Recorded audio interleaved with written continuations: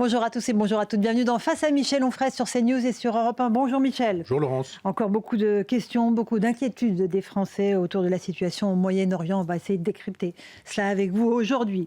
Les bombardements se poursuivent dans toute la région. Le conflit risque de durer. On va évoquer ce qui se passe à la fois en Iran, mais aussi en Israël, au Liban et dans les pays du Golfe qui sont touchés par le conflit. La situation du détroit d'Ormuz est un vrai sujet de préoccupation pour toutes les économies mondiales, puisque non seulement le pétrole, le gaz, mais aussi de nombreuses denrées, comme les engrais, transitent par ce passage large de 33 km qui est contrôlé pour l'instant en partie par la République islamique d'Iran. C'est donc le spectre d'une crise énergétique doublée d'une crise économique qui risque de nous impacter. On entendra les Français à ce sujet.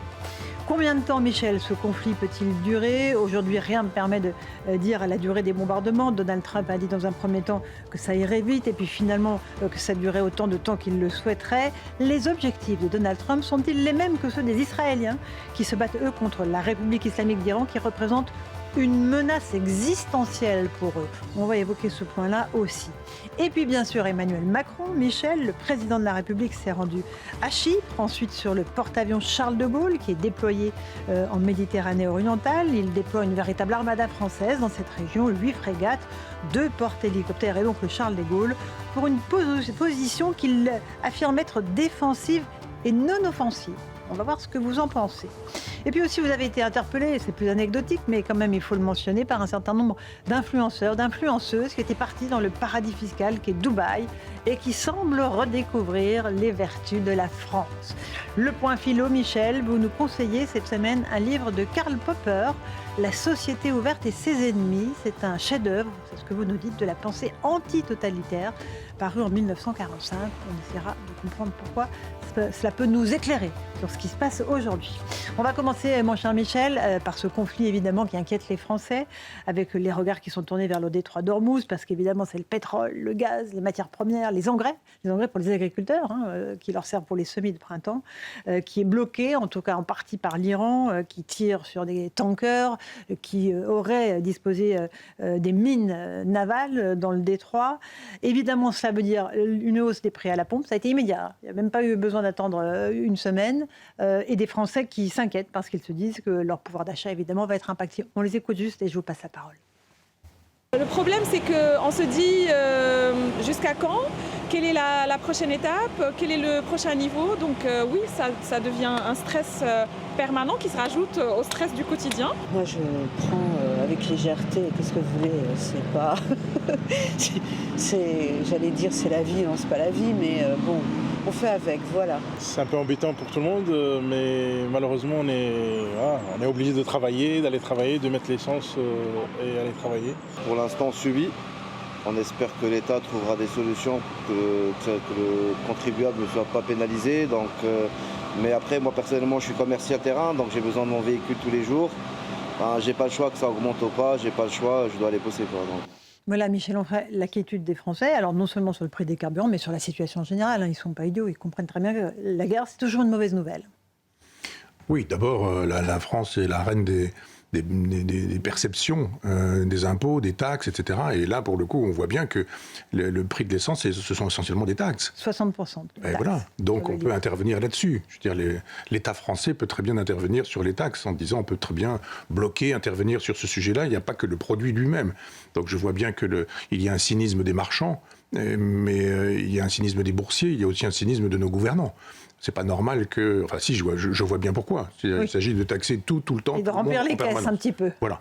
Donc on taxe de la cigarette à l'essence, d'où les gilets jaunes. Je vous rappelle quand même que quand les gilets jaunes se sont rebellés, ils ne l'ont pas fait au nom de Montesquieu ou de Rousseau, ils l'ont fait non plus pas au nom d'une idéologie, mais simplement au nom du bon sens, qui consistait à dire on n'a pas les moyens de payer l'essence que nous mettons dans nos voitures et on n'a pas les moyens de payer une augmentation du prix de l'essence. L'augmentation du prix de l'essence, il y a un ministre pour ça. Ça n'a rien à voir ou pas grand-chose à voir avec ce qui se passe avec l'Iran. Ah non, parce que le baril de pétrole qu'on achète aujourd'hui au Moyen-Orient, il met 3 mois à arriver en France. Absolument. Donc là, c'est de la pure spéculation. C'est de la spéculation, c'est de l'économie et c'est la fiscalité européiste. Et donc, on n'a pas à aller voir de ce côté-là en disant c'est à cause de la guerre. Non, la guerre est un bon prétexte pour ces gens-là qui se disent de toute façon, il y avait encore des réserves de pétrole, que c'était déjà en augmentation, voire que c'était déjà augmenté. Donc, qu'on n'aille pas nous dire, regardez, la guerre, ça coûte toujours beaucoup et ça coûte toujours aux contribuables. Non. L'usager, lui, il paye parce que les impôts se disent, on va profiter de ça pour aller... Ou les distributeurs. Oui, enfin, c'est tout le business de l'essence. Parce que tout ce monde-là touche beaucoup d'argent, et je vous dis essentiellement en taxes. Allez voir autour de la France, le prix de l'essence n'est pas le même. Il y a le problème des taxes, mais les Français ne sont pas idiots, c'est ce que je disais tout à l'heure. Bien sûr. On voit bien que la situation va être extrêmement compliquée dans toute cette zone-là, et qu'il pourrait y avoir malheureusement un impact sur notre sol. On pense à des attentats terroristes. L'Iran a toujours menacé et menace toujours ceux qui seraient tentés d'intervenir dans le conflit. Oui, mais ça, c'est le problème des neurones de Trump. C'est-à-dire que la guerre, ça se fait avec un cerveau. Ça se fait pas juste avec, enfin du moins avec le cerveau d'un adulte, pas avec le cerveau d'un enfant qui joue aux jeux électroniques ou qui joue aux jeux... Vous pensez vraiment qu'il n'y a pas de stratégie derrière cette opération? Pas chez lui. Moi, c'est pas ce que je pense. Pas chez lui. Je pense qu'il y a une vraie stratégie. Moi, et que lui, malgré ces sauts de puce qu'il peut faire, il a une vraie ligne directrice. Écoutez, vous lui prêtez une culture que peut-être il a. Moi, je pense que pour faire la guerre, il faut avoir fait l'école de guerre. Et pour avoir fait l'école de guerre, il faut avoir lu de Thucydide jusqu'au stratège d'aujourd'hui, en passant par Clausewitz. Mais là, vous parlez du général de Gaulle, Michel. Non, oui, évidemment, il faudrait. Mais... il y a ce qu'on appelle une grande guerre chez Clausewitz. Clausewitz écrit un très grand livre qui s'appelle « De la guerre » et tout le monde est à moitié fixé et figé sur ce texte-là qui finalement analyse les guerres napoléoniennes. Et un peu les guerres hitlériennes par la suite, puisque finalement, même s'il est mort en 1830, Clausewitz, mais la guerre totale, c'était le modèle de la guerre telle qu'elle était pensée. À cette époque-là, Raymond Aron a écrit des très belles, pas seulement des pages, des livres, un livre sur Clausewitz qui est formidable. Vous avez la grosse guerre. La grosse guerre, c'est les avions furtifs, un dispositif incroyable. Les drones, les missiles. Non, justement, pas les drones, mais les missiles, oui. C'est-à-dire la grande guerre, c'est la guerre des riches. Vous avez mis des milliards et des milliards et des milliards dans des dispositifs hyper techniques qui vous permettent le brouillage au sol, par exemple, des radars iraniens, de sorte qu'il n'y a plus de couverture possible et vous arrivez et vous mettez un tapis de bombe et vous repartez. Souvenez-vous, autour de ce plateau, moi je vous ai dit que je ne croyais pas à la version cinématographique donnée par Trump du premier passage quand il nous avait dit « on a détruit l'arsenal nucléaire iranien ». Vous m'aviez dit complotisme, etc. Je vous avais dit non, je vois simplement... Je n'avais pas dit ça, je vous ai dit qu'on n'avait pas d'informations. Non, il n'y avait pas traité de complotisme. Non, mais je vais vite en disant juste attention, on pourrait vous traiter de complotiste parce que, etc. Je dis mais moi je juge ce que je vois, ce sont des images de synthèse, des images d'intelligence artificielle, des images des studios d'Hollywood, et ça ne suffit pas. Pour nous, on voit la bombe, elle arrive, elle perfore, on voit les flammes, elles arrivent. Je dis ça c'est du cinéma, c'est pas vraiment comme ça que les choses se passent. Simplement, on nous joue le coup de la Grande Guerre en oubliant que Clausewitz a écrit aussi un tout petit livre qui s'appelle La Petite Guerre.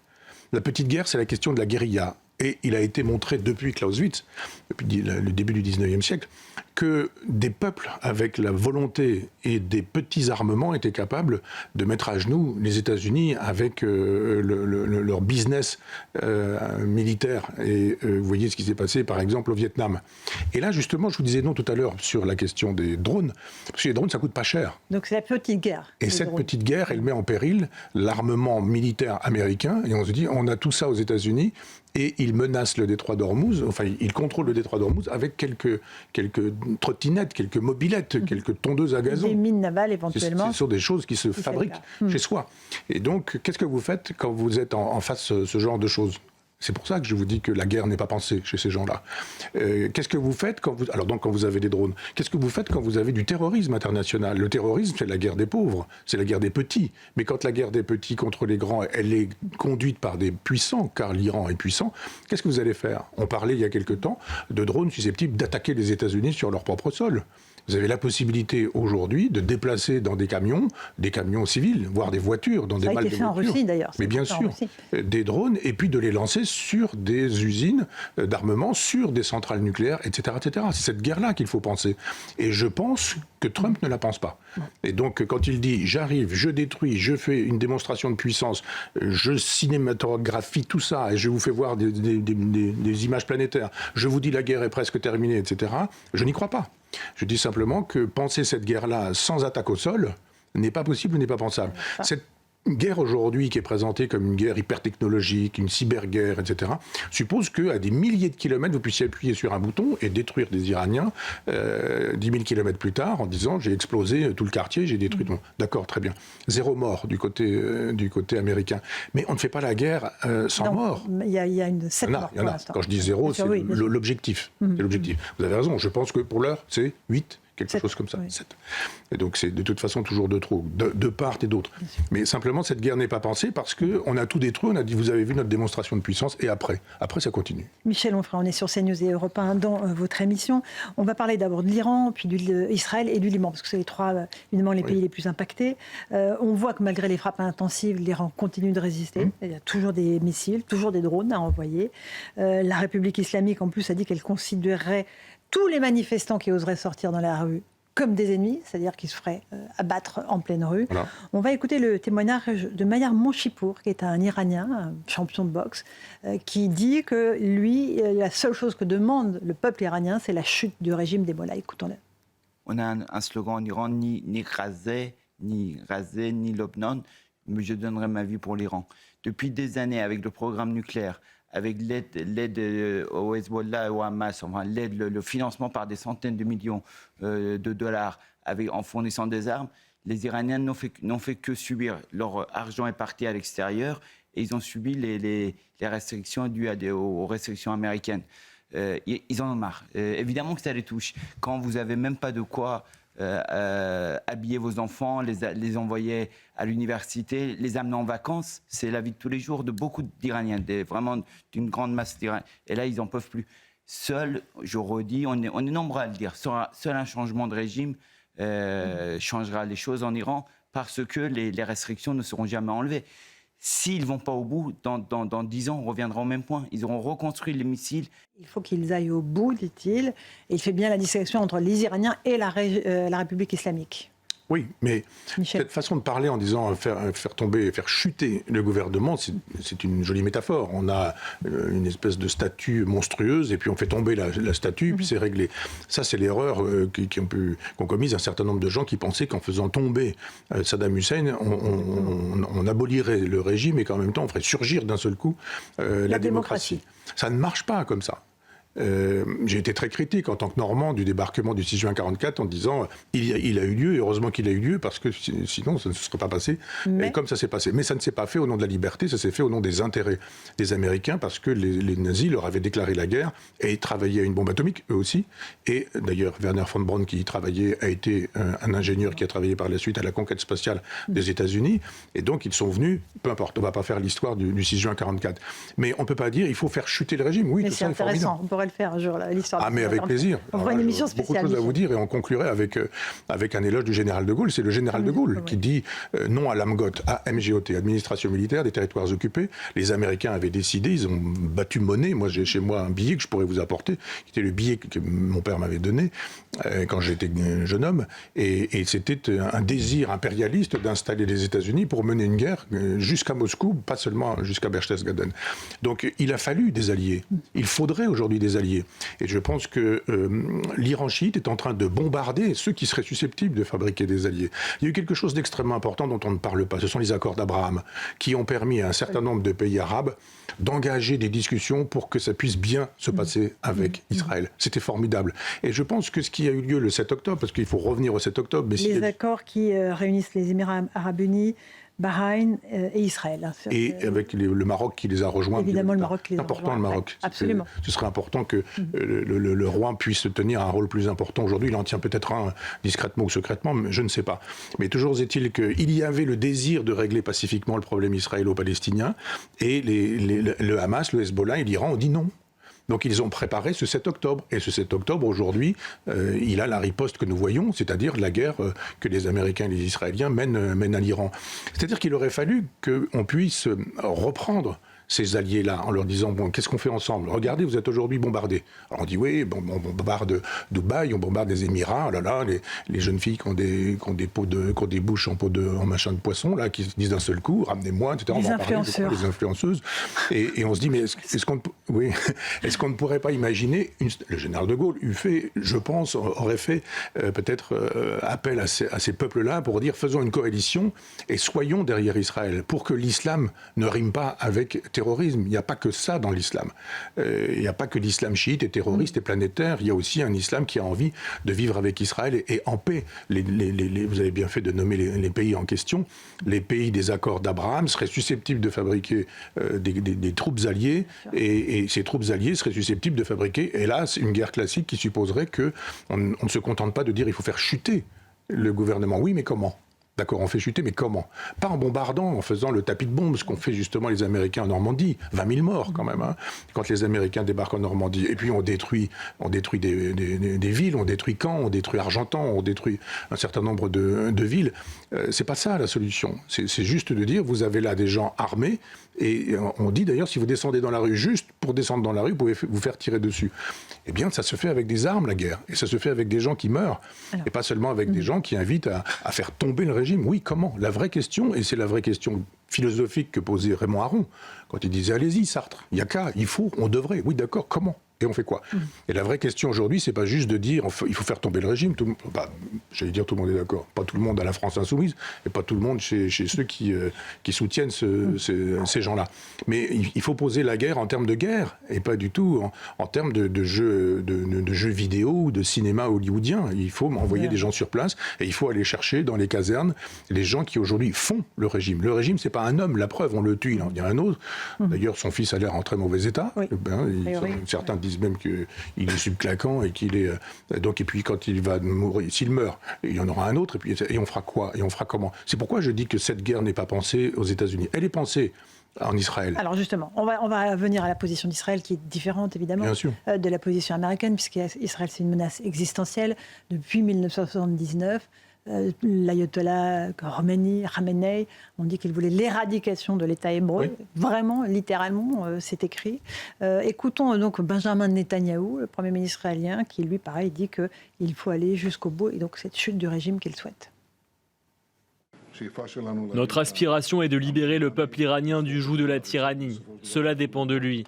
Il ne fait aucun doute qu'avec les actions menées jusqu'à présent, nous sommes en train de leur briser les os. Et nous n'en avons pas encore fini.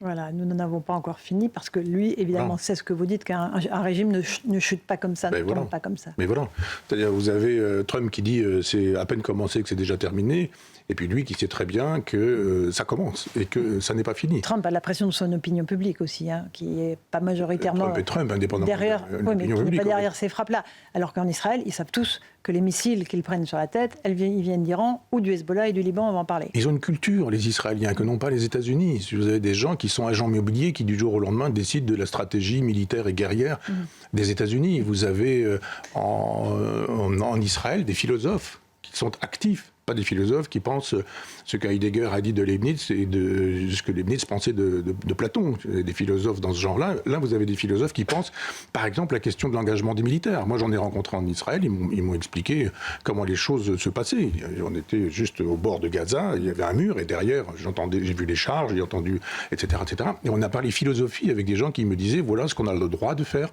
quand on engage le tir, quand on ne l'engage pas, etc. Vous avez une femme qui arrive avec un enfant, on n'a pas le droit de tirer dessus, sauf que c'est pas une femme, que c'est un homme déguisé en femme qui n'a pas d'enfant, et que quand il arrive à 100 mètres, eh bien, ils sortent les fusils, etc., etc. Vous avez un Ben Israël, un philosophe qui s'appelle Ben Israël, qui a pensé la question du renseignement, et eux, ils ont 4000 ans de civilisation derrière eux, et ils pensent. Et ils ont des stratèges, des militaires, mais les militaires sont en relation, je ne vais pas faire de hiérarchie, mais en relation avec des gens qui pensent en termes existentiels. Quand on dit existentiel, il faut savoir, c'est la vie ou la mort pour Israël qui est en jeu. Pour Trump, c'est la maîtrise du pétrole et éventuellement la possibilité de faire du business. C'est pas du tout la même téléologie, comme on dit en philosophie, c'est-à-dire le même objectif final que l'objectif final d'Israël qui veut être et persévérer dans son être, qui veut durer, qui veut exister, qui dit juste, mais vous aviez Ahmadinejad qui était président, il est mort d'ailleurs dans les frappes, mais Ahmadinejad qui à une époque disait qu'il fallait rayer Israël de la carte. Donc quand vous avez en face de vous des gens qui pendant 40 ans vous disent on est en train de prévoir les moyens de vous détruire et de vous rayer de la carte, ça s'appelle une bombe atomique et on y travaille. Vous aviez des Obama qui disent il a bien le droit, enfin pour tout, pourquoi pas, etc. Et puis des gens qui disent non, parce que le jour où ça va être utilisable, ce sera utilisé. Si c'est utilisé, c'est la fin d'Israël, c'est terminé, le problème est résolu militairement. Et on répond comment ? Et on fait quoi ?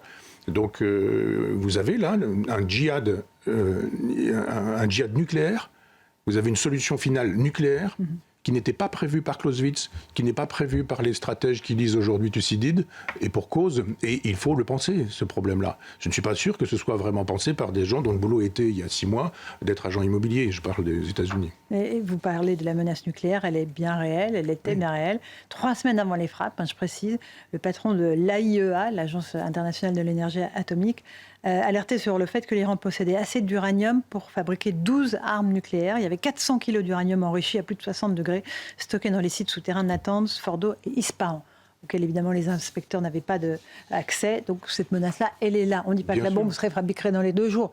Mais il y a, en tout cas, le stock d'uranium pour le faire. Ça, c'est la propagande. La propagande, c'était si nous n'étions pas intervenus 8 jours plus tard, etc. Non, mais il y avait... mais la menace, elle est là depuis 40 ans. Et le travail pour que la menace devienne une réalité, il était là, il était incontestable. Et je vous rappelle que les rodomontades de Trump n'ont pas fait que l'uranium soit entre les mains des Américains. Pour l'instant, on ne sait pas si... quelque part, ça ne prend pas grand place. Vraiment, ça rentre dans une camionnette. Et ils ont la possibilité, c'est un uranium qui a été enrichi pour faire une bombe atomique, c'est pas un uranium qui a été enrichi pour un usage domestique, voire pour un usage médical, comme il est à 60% enrichi, au-delà de 10%, c'est pour fabriquer une bombe. Voilà. Donc les choses sont clairement dites. On n'est plus dans la configuration de Powell avec sa petite fiole en disant, vous avez vu, ils ont ça, les armes chimiques, il y avait peut-être un peu de vin blanc dans son truc, mais il y avait évidemment rien.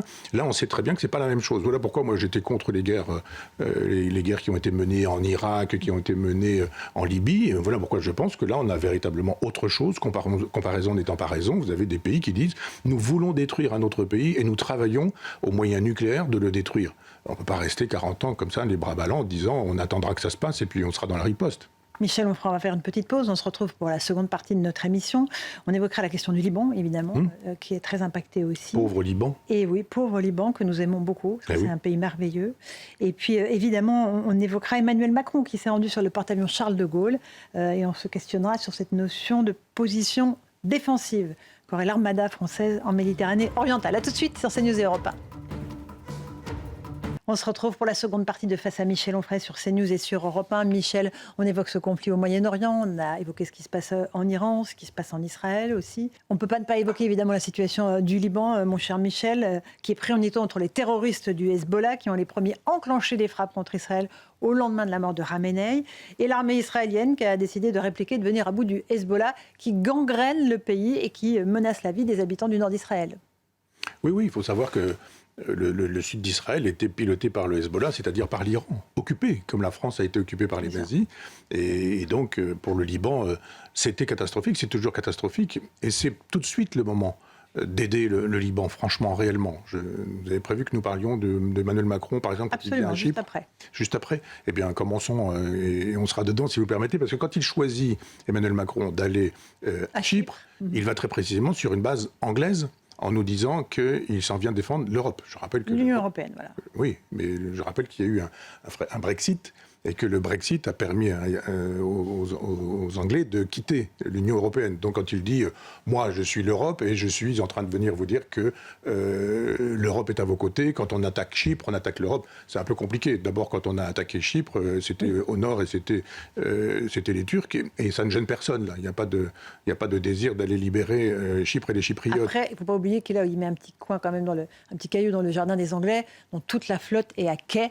Qui n'ont pas une seule frégate, pas un seul porte-avions qui est capable de se déplacer parce qu'ils sont tous en réparation. Donc la Royal Navy a quand même un petit problème. Donc évidemment, ce n'est pas innocent cette visite à Chypre. Et la présence d'Emmanuel Macron a résolu le problème ? Non, je vous dis qu'il met un coin dans le... il continue à faire son trajet personnel européiste. C'est ce que je veux dire. C'est-à-dire qu'en choisissant d'aller dans cet endroit, il fait la promotion de l'Europe de Mme Ursula von der Leyen, il fait la promotion de son statut d'après président de la République en disant « je prends date », etc. etc., il eût fallu prendre l'avion pour aller au Liban. C'est là qu'il fallait être, ou aux Émirats arabes, en rappelant ce que nous avons rappelé tout à l'heure, c'est-à-dire les accords d'Abraham, la possibilité de fédérer des alliés autour de ces accords d'Abraham, et la possibilité pour la France d'exister de manière gaullienne en disant voilà ce que nous pourrions faire, voilà comment nous pourrions vous aider. Mais là, de dire l'Europe, parce que je suis à Chypre, on va faire un petit peu de pub pour l'Europe de Maastricht, tout ça était formidable, mais c'est... non, mais il on fait va revenir à Macron, mais je veux juste revenir sur le Liban, ce pauvre Liban, qui est pris en étau par le Hezbollah, et avec Israël qui, évidemment, veut décapiter maintenant le Hezbollah. Ils disent ça suffit maintenant, il faut aller au bout là aussi. Et bien voilà, c'est-à-dire que quand je disais il y a 2 secondes qu'il fallait fabriquer des alliés, eh bien ces alliés-là pourraient être utiles justement dans le sud Liban. Pas seulement Israël, c'est toujours Israël qui fait le boulot. Alors bien sûr, ceux qui s'en prennent sur les figures, mais personne n'aide Israël, personne, sauf les États-Unis. Alors que là, avec les accords d'Abraham, il y avait un début de solutions. Et j'en appelle au roi du Maroc, qui lui a joué un rôle important et qui devrait pouvoir jouer un rôle important. Je n'ai pas de conseil à lui donner, mais je veux dire, il y a quelque chose à faire sur ce terrain-là pour que la France puisse continuer à être la France et qu'elle puisse être justement présente au Liban, et puis même physiquement. Ça a de la gueule d'être quelque part. On a des soldats français déployés dans le cadre de la FINUL. Mais je veux dire, d'être au Liban quand on est chef de l'État, c'est autre chose que d'arriver en disant je suis habillé en Top Gun avec derrière un plan qui va me montrer avec du matériel de guerre ou ce genre de choses. On va le voir. Il était après Chypre, effectivement. Voyons toutes ces belles images. Le président... Oui, mais c'est des belles images quand même pour pas besoin de belles notre cœur de Français. Non, les Français... Michel, je sais qu'on n'est jamais d'accord de la même sur ce manière sujet. qu'on n'a pas besoin d'images faites par Hollywood avec Trump, on n'a pas besoin d'un Top Gun de quelqu'un qui se met en scène sur le principe. Moi, je dis qu'aller voir les militaires français sur le porte-avions Charles de Gaulle et les remercier de leur engagement, c'est nécessaire. On va juste écouter ce qu'a dit Emmanuel Macron sur ce porte-avions avant que vous m'interrompiez, parce qu'il a évoqué, il a remercié les militaires, parce qu'ils étaient déployés vers Malmö, donc plutôt dans le nord qu'en Méditerranée, et il a évoqué cette notion de posture défensive. Donc, je récapitule, on a le porte-avions Charles de Gaulle, des frégates et 2 porte-hélicoptères, mais tout dans une posture défensive. On écoute le chef de l'État. Aujourd'hui, je peux dire aux Français que la France, dans ce grand désordre de la région, opère avec calme, méthode, au service de la protection de ses ressortissants, en partenariat avec ses alliés et de manière strictement défensive, et au service de la liberté de circulation pour défendre au fond nos intérêts propres, nos ressortissants, notre sécurité et l'accès aux ressources dont on a besoin et l'économie mondiale, et puis pour être à la hauteur de nos responsabilités. Voilà, pour Emmanuel Macron, Michel Onfray, posture défensive, c'est possible quand on déploie une telle armada ou pas? Alors écoutez, il me fait penser au petit chien de ma femme qui était un chihuahua et qui a inventé... On parle de l'art de la guerre, moi. Non, mais moi je vous explique, vous allez voir, tout le monde va comprendre. Et alors c'est gros comme ça, et il a inventé quelque chose qui est extraordinaire, il avance en reculant. Mon petit chien. C'est-à-dire que quand il a un Doberman gros comme ça devant lui, il avance, il recule, il avance, il recule, il avance, il recule. Globalement, il reste sur place. Donc ça, c'est la posture défensive. Ça, c'est du défensif-offensif qui est défensif. Donc, comprenne qui voudra. Mais ceci dit, les gens qui n'ont pas compris le fonctionnement d'Emmanuel Macron depuis tant d'années, voilà. Il parle. Ah, ça, il sait le faire. Il y a des images, etc. Il n'a pas parlé, il déploie des porte-avions, un porte-avions, notre porte-avions. Mais pourquoi faire ? Pour assurer, alors, non, mais un porte-avions, ça porte des avions, et les avions, ils sont pas et faits... venir en secours à nos alliés. Pour aller chercher Nabila et puis la ramener en France. Non, il y a 400 000 Français dans le Golfe, Michel. Oui, mais on a la possibilité de les rapatrier autrement. La route, ça existe. Il y a des bus, il y a des cars, il y a la possibilité d'emmener. Donc ça sert à rien d'envoyer le porte-avions ? Ça sert à faire de la communication. Il faut montrer là que la France n'est pas absente complètement. Elle est présente. Elle est puissante. C'est sûr. Et qu'elle a une puissance militaire. Diogène, il est présent aussi, devant le Doberman ou le Danois qui fait, etc. Simplement, un porte-avions, ça porte des avions, et les avions, ils ne sont pas juste là pour aller faire un tour dans le bassin méditerranéen. Ils sont là pour décoller et pour balancer des bombes. C'est leur métier, pour faire de la reconnaissance. Pas du défensif, c'est de l'offensif. Ben voilà, c'est de l'offensif. Okay. Qui va-t-on bombarder, quand et comment, de quelle manière ? Ça ne peut être que les Iraniens, ça ne peut être que le régime iranien. Non, vous avez la possibilité, en mettant 15 comment appelle-t-on ça, mines, en mettant 15 mines dans le détroit d'Ormuz, vous avez la possibilité d'arrêter le commerce international. Vous allez faire quoi avec un porte-avions ? Ah, on aura un porte-avions, mon petit chien avance. Et puis, qu'est-ce qu'il va faire ? Rien. Ah, mon petit chien recule. Mais donc, tout ça, c'est de la communication. Nous n'avons pas plus de stratégie militaire et guerrière qu'aux États-Unis. Je ne suis pas sûre. Oui, non, mais je vous le dis que je trouve que c'est important que la France démontre sa puissance militaire et qu'elle n'est pas complètement absente de ce qui se passe dans le monde entier. Pourquoi faire ? La question est pourquoi faire ? Demandons au chef d'état-major, il ne le dira pas puisqu'il est obligé de parler sous contrôle, c'est normal, du chef de l'État, c'est-à-dire du peuple français. Je le rappelle qu'il y a le chef d'état-major et au-dessus du chef de l'état-major, il y a le président de la République et qu'au-dessus du président de la République, il y a le peuple français. Ça s'appelle la démocratie. S'il n'y a plus le peuple français, qu'il y a juste le chef de l'État et en dessous le chef d'état-major, ça s'appelle plus une démocratie. C'est illibéral, c'est une dictature, une tyrannie nouveau modèle 2.0 si l'on veut, mais voilà. Communication.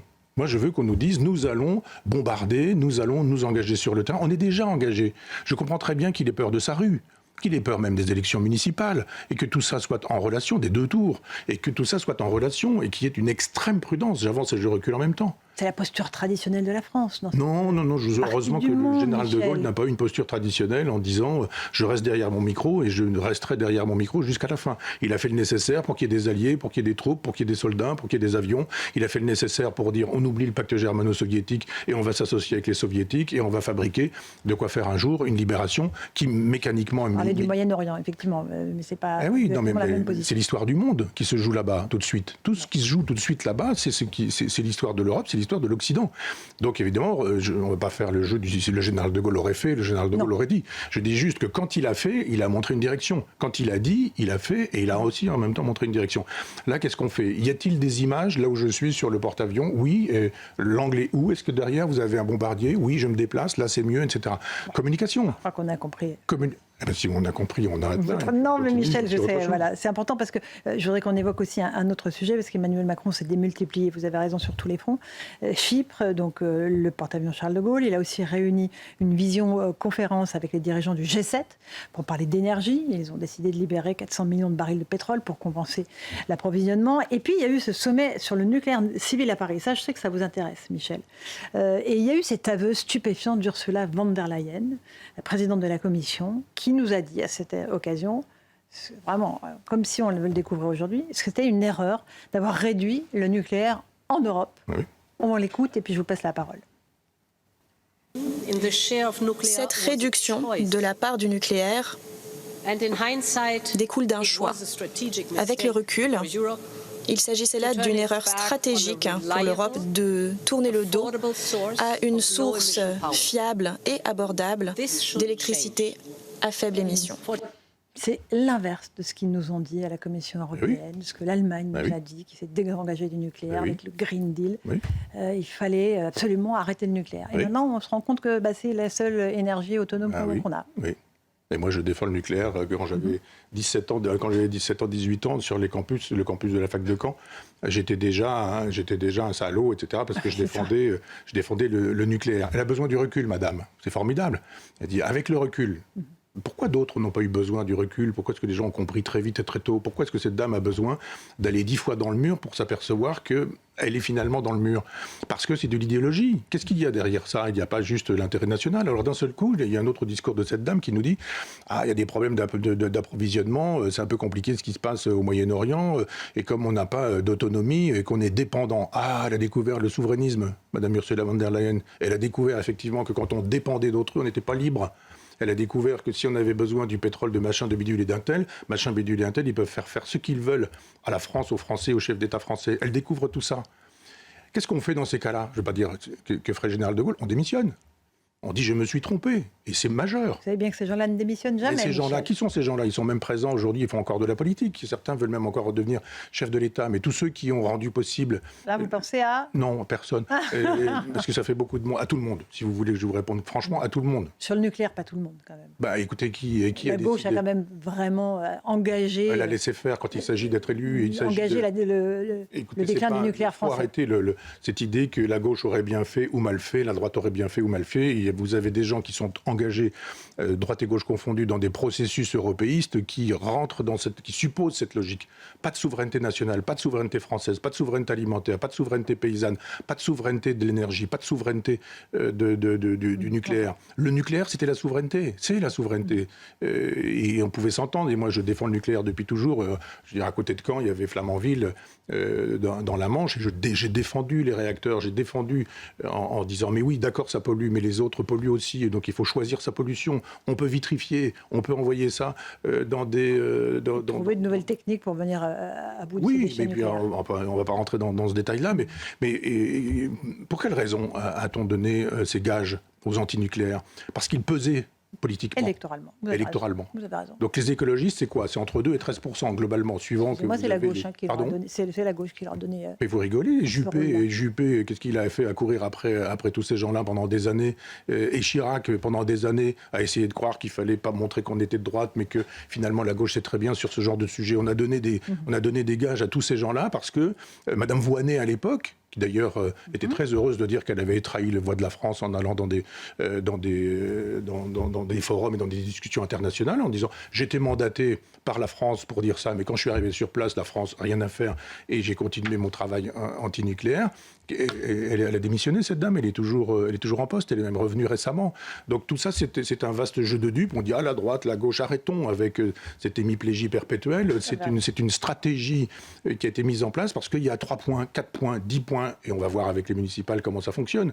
Quand il s'agit d'aller acheter 2 points, 3 points, on est capable de dire, on met la France à zéro, on va chercher des énergies susceptibles d'être remplacées avec les éoliennes, etc. Et on va enrichir la Chine. C'est ça qu'on fait. On appauvrit la France et on enrichit la Chine.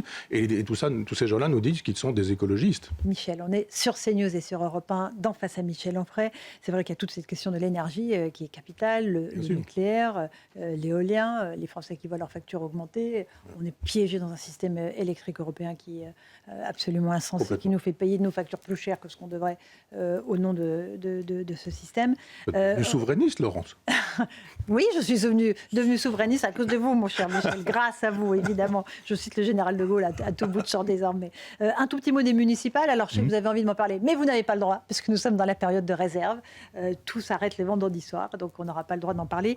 Mais il y a juste, moi, quelque chose qui m'a interpellée, parce que j'ai vu que cette semaine, il y avait un article dans le Figaro qui nous dit que dans 9 communes sur 10, dès dimanche soir, on connaîtra le nom du maire. Pourquoi? Parce qu'il n'y a que 2 listes. Donc, évidemment, c'est facile de départager le vainqueur et le perdant. Parfois, il y a une seule liste. Et parfois, il n'y en a pas. Qu'est-ce que ça veut dire? C'est qu'il y a un désengagement des Français par rapport à même leurs représentants, ceux qu'ils aiment le plus, c'est-à-dire les maires. Non, c'est que aujourd'hui, moi, mon village natal s'appelle Chambois. Chambois a disparu au profit d'une communauté de communes qui s'appelle Gouferne-en-Auge. Gouferne, c'est d'un côté, et Lauge, c'est de l'autre côté. C'est comme si vous disiez Dunkerque sur Méditerranée. Ça n'a aucun sens. Et donc, les maires qui sont là sont obligés d'être agrégés de droit. Ils sont obligés de tout connaître sur tous les codes, le code rural, le code de la procédure ceci ou le code de la procédure. Et puis après, quand ils rentrent, quand ils sortent dans le village, ils se font agresser parce qu'il y a quand même un papier de bonbon à la sortie de l'église, parce que quand même, il y a une tuile qui est partie sur l'école. Et puis à une époque, on disait ça gentiment et on allait boire un coup et puis on en parlait, puis etc. Aujourd'hui, d'abord, on met un pain dans la figure du maire et on l'insulte. Et puis éventuellement, on fait des tags sur sa maison, on tire en rafale sur son... Donc il y a de moins en moins de gens qui ont envie d'être des élus. Et puis après, vous avez des strates, vous avez des commissions de ceci, vous avez des préfectures qui vous envoient des papiers auxquels vous ne comprenez rien. Et il faut avoir fait Sciences Po, enfin l'ENA, il faut avoir fait Polytechnique. Quand vous êtes agriculteur et que vous acceptez de distraire du temps pour vos électeurs, ou pour vos administrés plutôt, eh bien, vous apercevez que finalement, ça ne marche pas, c'est pas possible. On a une bureaucratie, on a une administration, on a une incapacité à donner du pouvoir aux communes. Moi, je crois au niveau communal. Je suis un communaliste libertaire sur ce terrain-là. Laissez faire les maires, les élus. Parce qu'après, vous avez des élus, puis vous avez des conseils municipaux d'enfants, puis vous avez des conseils de sages avec les anciens, puis après, vous avez des conseils de ceci, des conseils de cela. Vous travaillez, puis après, on vous dit « Ah mais non, l'Europe ne le permet pas ». Donc il faut évidemment détruire toute cette espèce de hiérarchie française extrêmement jacobine et redonner du pouvoir aussi bien aux entrepreneurs qu'aux maires, qui sont d'ailleurs des entrepreneurs de leur propre commune. Ce sont vraiment des patrons de PME, les maires, et on leur tire un coup de chapeau parce qu'ils font un travail formidable. Mais oui. Allez, le point philo, Michel. Cette fois-ci, vous nous emmenez du côté de Karl Popper. La société ouverte et ses ennemis, c'est un chef-d'œuvre pour vous de la pensée antitotalitaire, paru en 1945. Expliquez-nous pourquoi c'est d'actualité. D'abord, il faut saluer les éditions des Belles Lettres qui, pour la première fois, font une édition intégrale. Parce que moi, j'ai lu ce livre-là, mais je pensais que c'était l'intégralité. C'était paru jadis au Seuil en 2 volumes. En fait, c'est taillé, coupé, retraduit. Il y a des chapitres qui ont été resynthétisés. Enfin, il faut absolument oublier cette édition-là et prendre cette édition qui est formidable, faite par les Belles Lettres et qui nous montre un chef-d'œuvre de pensée antitotalitaire. C'est un juif d'origine juive, mais enfin qui est devenu protestant, et libéral, mais au sens noble du terme. C'est-à-dire aujourd'hui, ça ne veut plus dire grand-chose, mais qui met la liberté au-dessus de tout, mais qui ne pense pas que la liberté puisse être totale et absolue. Il veut mettre des limites à la liberté. On pourra, d'ailleurs, je pourrais parler un jour d'un autre texte de lui, où il nous dit que les médias devraient disposer d'un instrument de régulation déontologique. Je ne parle pas de l'Arcom, hein, oui, mais si vraiment c'était le cas, on en reparlera de ce petit texte d'ailleurs. Parce que ça, c'est un gros livre, et qui attaque 3 philosophes qui sont Platon, qui sont Hegel et qui sont Marx. Et il nous dit, c'est la racine du totalitarisme. Et il faut se battre contre ça. Il commence ce gros livre-là en 1938. Hitler entre en Autriche. Il le travaille pendant la guerre, donc il voit un peu le ravage. Et il le publie, comme vous l'avez dit, à la Libération. Donc c'est la première fois qu'on accède à ce livre en entier. Hein. C'est un livre qui a influencé aussi bien la pensée de Raymond Aron que celle des nouveaux philosophes. Je pense que quand Bernard-Henri Lévy écrit La barbarie à visage humain, ou André Glucksmann, quand il écrit Les maîtres penseurs, ils sont au courant de cette thèse-là. Il nous dit, voilà, on commence par Platon. Platon, c'est une société, on en a parlé, qui se présente comme une société juste, c'est la dictature, c'est la tyrannie, c'est le modèle du communisme. Vous avez au sommet le philosophe roi, à la base les gens qui travaillent et qui se taisent et qui produisent, et puis au milieu, les militaires qui empêchent que la société puisse bouger. Vous avez le guide suprême, vous avez les gardiens de la Révolution et vous avez le peuple iranien. Ça fonctionne comme ça. Vous avez une tyrannie totale chez Platon parce que c'est la dictature de la collectivité sur l'individu. Et il dit l'individu, il faut le défendre. Hegel. Il nous dit, Hegel, il défend ce qu'il appelle l'historicisme. Enfin l'historisme, ça dépend comment on traduit, mais l'idée que l'histoire aurait un sens. Si l'histoire a un sens, alors il faut travailler dans le sens de l'histoire. C'est ce que les chrétiens appellent la parousie. Jésus reviendra, il réalisera le royaume des cieux sur terre, et finalement, on utilise, c'est trop long à expliquer, mais enfin, on garde ce schéma, et puis on dit l'histoire se réalisera un jour, et ce sera une société sans classe, ce sera le communisme réalisé, ce sera le bonheur pour tous. Donc il faut aller dans ce sens-là. Et la dialectique chez Hegel, c'est la possibilité de dire, même s'il y a de la négativité, sous-entendu des camps de concentration, des militaires, etc., ils sont nécessaires parce que ça réalise l'histoire qui va dans ce fameux sens. Et puis vous avez Marx, dont il dit qu'il est quand même important parce qu'il y a une dimension humaniste chez lui, soucieuse de justice et qu'on ne peut pas oublier ce genre de choses. Il était marxiste quand il avait 17 ans, Popper, il a cessé de l'être.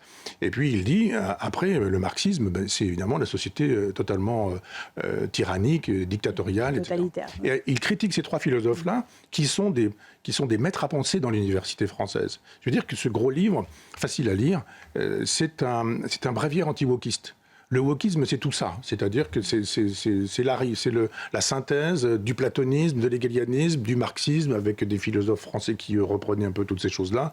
Badiou ne dit pas par hasard que la République est le plus grand des livres. Sartre n'est pas par hasard marxiste et hegelien, etc. Donc c'est un livre intéressant qu'on devrait faire lire à tous les étudiants de philosophie, mais pas seulement, à tous ces gens qui sont infesté de cette pensée communiste platonicienne, idéaliste avec le sens de l'histoire chez Hegel, et puis totalement utopique chez Marx. Revenir au réel, et c'est ce que souhaitait Popper, qui était un philosophe d'abord qu'on appelle un épistémologue, c'est-à-dire un philosophe des sciences. Et lui pose la question de la vérité en matière de sciences. Quand vous avez aujourd'hui des théories du genre, quand vous avez des platistes, des gens qui pensent que la Terre est plate, eh bien un épistémologue est quelqu'un qui dit comment construisez-vous ce genre de fiction. Si vous voulez dire d'une fake news que c'est effectivement une erreur, qu'une post-vérité, c'est une vérité et qui se présente comme telle, eh bien, il faut faire un travail épistémologique. Ça, ce sont les autres livres de Popper, mais ce très gros livre peut se lire même comme un roman, y compris par les gens qui ne sont pas des spécialistes de philo.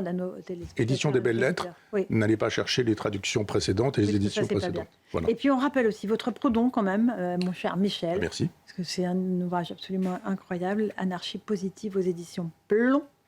Là aussi, vous revenez sur toute l'histoire de Proudhon qui est passionnante, c'est ça? En un mot? Oui, en un mot passionnant. Voilà. Non, mais c'est une œuvre complète et immense, aussi bien l'œuvre complète que la correspondance, et les cahiers. Et j'ai voulu trouver un fil d'Ariane en disant, dans tout ce fouillis, car c'est un fouillis, vous pouvez avoir un fil d'Ariane qui vous permet de sortir du labyrinthe. C'est l'anarchie positive, le contraire de l'anarchie négative qui n'est que destruction, mais sur un certain nombre de plans, je n'ai pas le temps de venir là-dessus, mais la mutualisation, la coopération, l'autogestion, ce qu'il appelle la démopédie, c'est-à-dire l'éducation du peuple pour que la démocratie puisse être vraiment une démocratie. En ce sens, c'est très proche de Popper. Merci. Alors voilà, c'est aussi notre lecture du week-end. Prodon chez Plomb. Merci Michel Onfray. Merci à vous. On se retrouve la Merci semaine beaucoup. prochaine sur CNews et sur Europe.